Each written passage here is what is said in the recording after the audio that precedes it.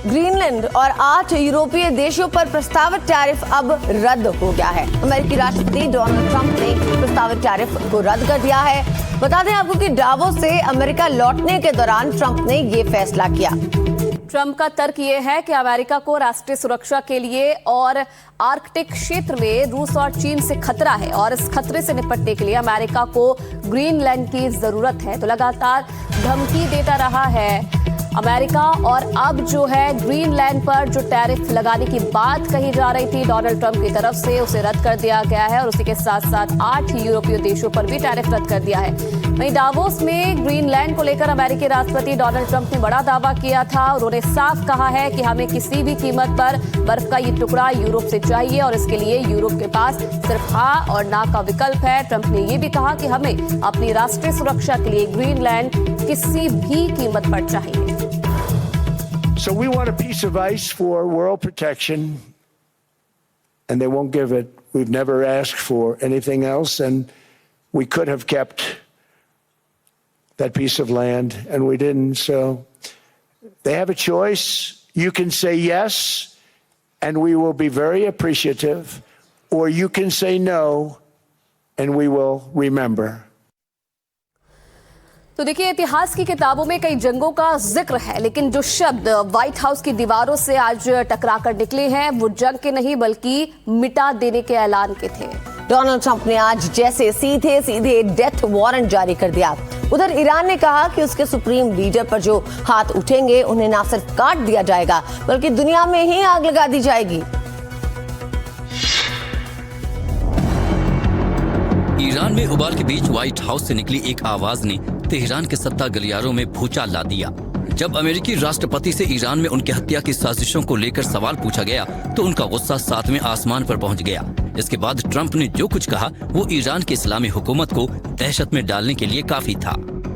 They shouldn't be doing it, but I've left notification. Anything ever happens, we're going to blow the whole country is going to get blown up. लेकिन Iran भी पीछे हटने को तैयार नहीं है। ईरानी सेना के ब्रिगेडियर जनरल अबुल फजल शोकरची ने अमेरिका को सीधी चेतावनी दी। هیاهوی ترامپ خیلی اهمیت نمیدیم. اون میداند که اگر دست تعرضی به سمت رهبر ما دراز بشود نه آن دست را قطع میکنیم. सवाल अब सिर्फ धमकियों का नहीं है। क्या दुनिया एक ऐसे युद्ध की ओर बढ़ रही है जहां से वापसी का कोई रास्ता नहीं? क्या अमेरिका पश्चिमी एशिया में युद्ध का बिगुल बजाने वाला है?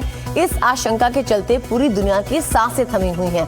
एक तरफ समंदर को चीरता हुआ यूएसएस एब्राहम लिंकन ईरान की ओर बढ़ रहा है तो दूसरी ओर अमेरिका ने फाइटर जेट और एयर डिफेंस सिस्टम की नई खेप भी पश्चिमी एशिया की ओर रवाना कर दी है।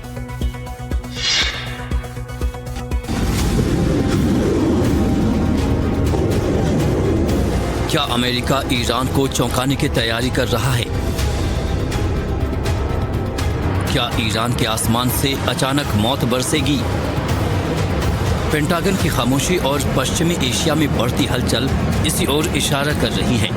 बड़ी खबर है कि ब्रिटेन से अमेरिका के F-15E स्ट्राइक ईगल लड़ाकू विमानों का बेड़ा पश्चिम एशिया की ओर रवाना हो गया है। ये लड़ाकू विमान हवा में उड़ने वाली किलर मशीन है और सालों से खतरनाक ऑपरेशंस को अंजाम दे रहा है। लेकिन तैयारी सिर्फ हमले की नहीं, बचाव की भी है। अगर ईरान ने पलटवार किया तो उसे रोकने के लिए अमेरिका ने भी इंतजाम कर लिए हैं। अमेरिकी सेना पश्चिमी एशिया में 104 पैट्रियट मिसाइल डिफेंस सिस्टम और Thar anti ballistic missile system तैनात कर रही है। एक और समंदर में एयरक्राफ्ट कैरियर अब्राहम लिंकन की हलचल और दूसरी ओर स्ट्राइक ईगल्स की गूंज, ये संकेत तबाही की ओर इशारा कर रहे हैं।